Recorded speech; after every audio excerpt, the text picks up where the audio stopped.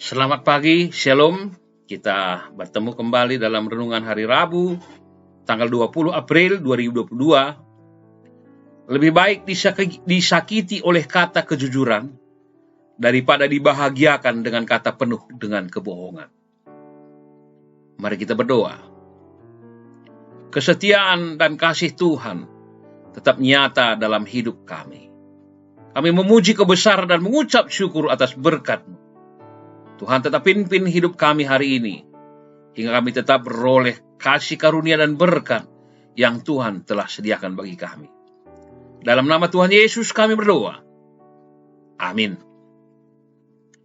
Firman Tuhan, Matius 28 ayat 2. Maka terjadilah gempa bumi yang hebat, sebab seorang malaikat turun dari langit dan datang ke batu itu dan menggulingkannya, lalu duduk di atasnya.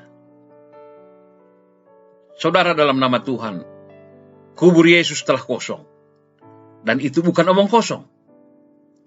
Atas kebenaran inilah maka kita juga berani mempertaruhkan seluruh hidup kepada Tuhan. Sebagai orang percaya kita menyembah Allah yang hidup, bukan Tuhan yang mati di kubur. Masih ragukah Anda akan kuburan itu? Kebenaran atas kebangkitan Yesus membuktikan bahwa Ia telah hidup.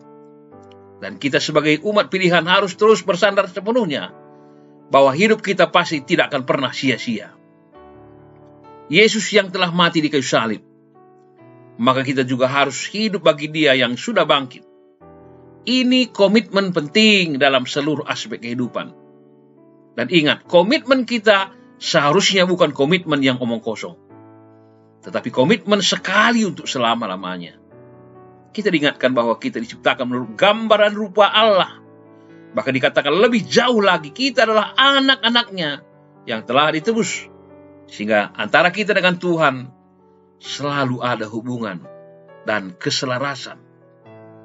Malaikat telah menggulingkan batu yang menutup pintu kubur, hingga kuasa kebangkitan bekerja untuk menyatakan kemenangan sejati.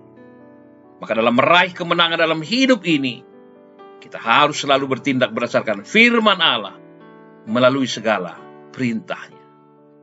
Saudara, dalam nama Tuhan, mungkin saja kita mengalami kekecewaan karena apa yang telah kita rencanakan cukup lama tidak terlaksana juga. Marilah kita membuka mata dan hati untuk melihat sesuatu yang jauh lebih besar lagi. Kita perlu melihat bahwa rencana Allah yang mungkin saat ini tengah dikerjakan, yang jauh lebih indah dan lebih besar untuk mendatangkan damai sejahtera bagi hidup kita. Kita boleh meraih kemenangan jasmani, sebab itu berguna. Jika ingin mendapat berkat jasmani, harus bekerja keras disertai doa. Bersyukurlah dalam kerendahan hati untuk meraih kemenangan dalam hidup. Kita harus selalu memohon petunjuk Tuhan, baik dalam doa kita maupun dalam merenungkan firman Allah. Dalam meraih kemenangan dalam hidup ini, kita harus selalu bertindak berdasarkan firman-Nya. Sehingga walaupun Tuhan sedang mengizinkan berbagai penderitaan terjadi karena kebenaran, tetaplah bersyukur, karena Dia akan memberi kemenangan untuk mengatasinya. Dia selalu meneguhkan melalui kuasa dan janji-janjinya, dan memastikan untuk tetap berdiri teguh. Ia menolong tepat pada waktunya, walau kita berpikir bahwa Ia selalu terlambat menolongnya. Allah itu setia dan tidak pernah membiarkan kita sendiri, sebab Ia memegang tangan kita di segala kondisi perjalanan.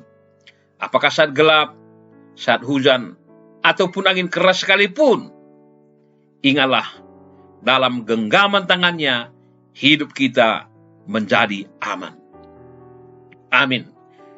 Nyanyian rohani kita sungguh indah. Menjuah-juah, salam sehat, dan Tuhan tetap memberkati.